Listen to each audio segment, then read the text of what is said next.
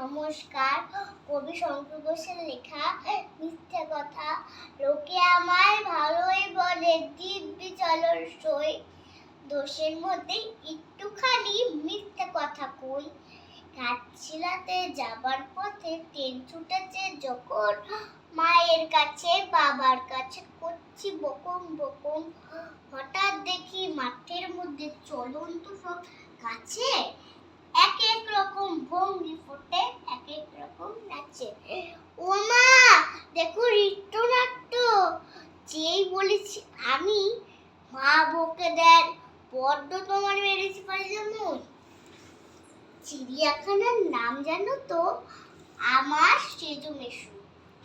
আদর করে দেখিয়েছিলেন পশুরাজের কেশর।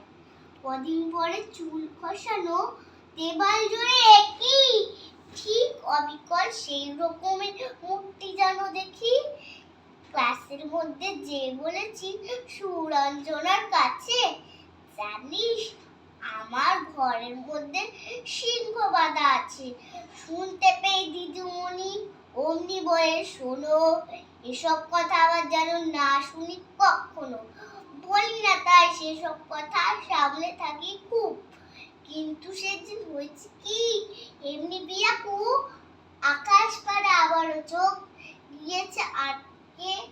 শরৎ মেঘে দেখতে পেলেন রবীন্দ্রনাথকে। নমস্কার।